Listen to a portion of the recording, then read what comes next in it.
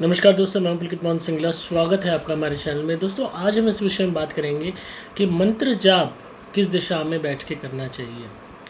दोस्तों, जब स्पेसिफिक मंत्र जाप की बात आती है तो इसमें बहुत लोगों को ये कन्फ्यूजन है। कुछ लोग सोचते हैं कि मंत्रों से रिलेटेड हम पर्टिकुलर एक डायरेक्शन को ही चूज़ करें अगर हम किसी भी मंत्र का जाप कर रहे हैं, या हम उस मंत्र से जुड़े हुए जो देवी देवता हैं उनके अनुकूल जो दिशा है उसमें बैठ के हम करें, या फिर एक जनरल लेवल पे जो पूजा पाठ के अनुकूल डायरेक्शंस मानी जाती हैं हम वहाँ करें।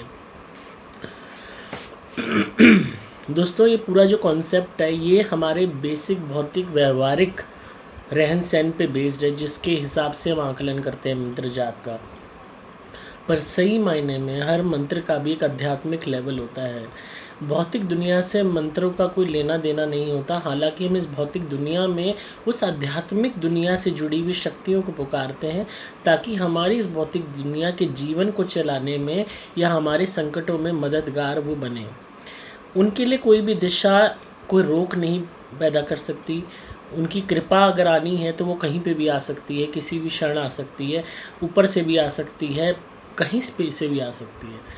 तो वैसे कहने को तो अगर हम कहने जनरल लेवल पे जो हमारी नॉर्थ ईस्ट डायरेक्शंस हैं ये सबसे पवित्र मानी जाती हैं, और उत्तर दिशा में चाहे आप बैठ के कर लें, चाहे पूरब में कर लें, चाहे नॉर्थ ईस्ट का जो मेन कॉम्बिनेशन होता है जो बीच का होता है नॉर्थ और ईस्ट के बीच में, जिसको हम अक्सर देवी देवता वगैरह का स्थान भी मानते हैं, यहाँ पे भी आप मुख करके कर सकते हैं।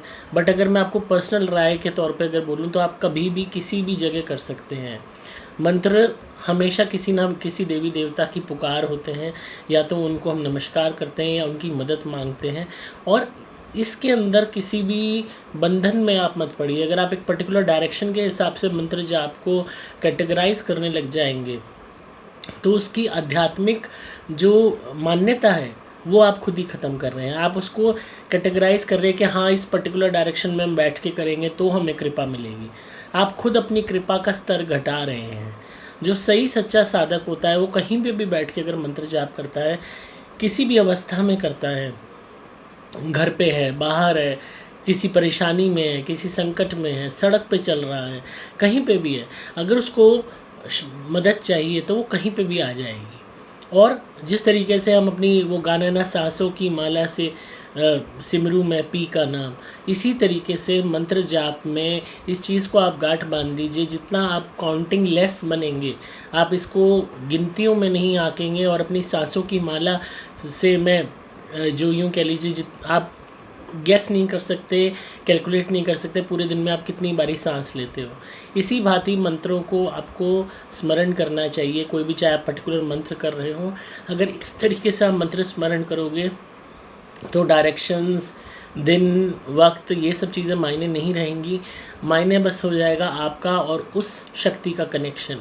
और हमारा इस भौतिक शरीर से नाता कम है और उस आध्यात्मिक जो शक्तियां हैं उनसे नाता ज़्यादा है, पर हम उस नाते को, उस रिलेशन को पहचान नहीं पाए। हमने दबा रखा है क्योंकि हम इस भौतिक पिंजरे में हैं। तो जब आप इस भौतिक दुनिया के हिसाब से मंत्रों को कैटेगराइज करना बंद कर देंगे, पूजा पाठ को कैटेगराइज करना बंद कर देंगे, और आत्मा से आत्मा को जुड़ाव करेंगे, उस सुप्रीम आत्मा, जितने भी मंत्रों से जुड़े हुए देवी देवता है वो एक परम आत्माएँ हैं, शक्तिशाली आत्माएँ हैं, साधारण आत्माएँ नहीं हैं, देवी देवता हैं, सुप्रीम पावर्स हैं। अगर हम उनसे कनेक्शन एक आध्यात्मिक तौर पे करेंगे बिना इस चीज़ का ध्यान करते हुए क्या डायरेक्शन है, क्या हम कितनी बारी कर रहे हैं, बस हम उन्हें याद कर रहे हैं, जितना हो सकता है कर रहे हैं, अपने आप उनकी कृपा आनी शुरू हो जाएगी, चाहे आप कहीं भी बैठे हों। तो जिनका भी सवाल था उनसे यही कहूँगा कि डायरेक्शन वाइज इसको कैटेगराइज ना करें। अगर आप किसी पर्टिकुलर देवी देवता का मंत्र करते हैं, जितना हो सकता है करें, जहाँ पे भी हैं करें। पार्क में सैर कर रहे हैं, सैर करते हुए मंत्र बोलिए। घर में बैठे हैं, खाना बनाते हुए मंत्र बोलिए। बेडरूम में बैठे हुए हैं, कुछ काम कर रहे हैं, लेटे हैं, खाली स्मरण कर लीजिए भगवान का नाम, उस मंत्र का जाप कर लीजिए। जितना हो सकता है आप कीजिए, आपको कमाल के रिजल्ट्स मिलेंगे। आपको वो महसूस होगा जुड़ाव उन शक्तियों के साथ जिस शक्ति का मंत्र को आप कर रहे हो, क्योंकि ये एक तरीका होता है उनको बुलाने का, एक आवाहन का तरीका होता है।